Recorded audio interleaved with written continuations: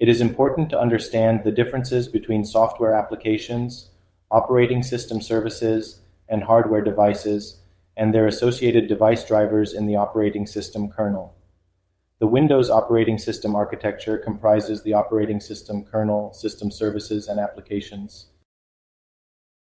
Operate system kernel. At the lowest level of the operating system, the core of the operating system consists of the Windows kernel itself and low-level device drivers. The kernel is responsible for taking operating system requests from system services.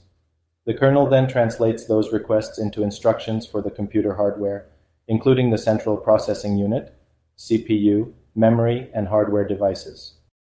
When the operating system starts up, the kernel and its related low-level device drivers initialize first, followed by the operating system services.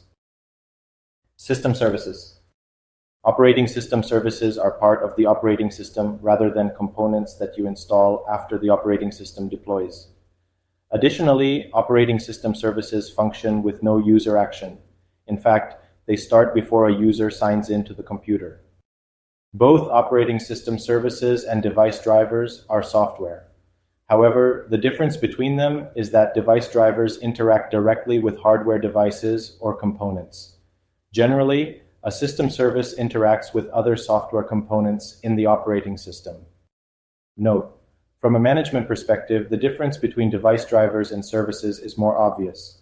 You can use the Device Manager tool to manage device drivers, and you use the service's Microsoft Management Console, MMC Snap-in tool, to manage system services.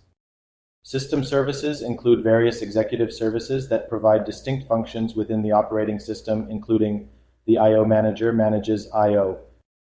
The Virtual Memory Manager controls virtualization of memory within the operating system. Other components within the executive control other aspects of the operating system. The Application Programming Interface (API) sets enable Windows to support different types of apps.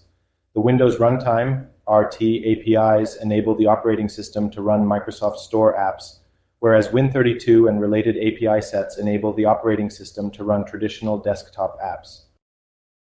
Understand apps. At the upper level of the operating system, apps operate by interacting with the computer user, and at a lower level by integrating with the operating system services. You install apps after you install the operating system, and you must start apps manually to use them. Starting with Windows 8.1, Microsoft engineered Windows to support two different styles of apps. This involved modifying the architecture of the Windows operating system to provide dual stacks of APIs as follows. Traditional desktop apps, such as Office apps, use the Win32 APIs and Microsoft.NET Framework. Microsoft Store apps use the Windows RT APIs. The benefit of this dual stack approach is that the same operating system can support these two different application platforms. Windows 10 introduced the Universal Windows Platform, UWP, which is an evolution of the Windows runtime model that provides a common app platform across every device that is capable of running Windows 10 or later.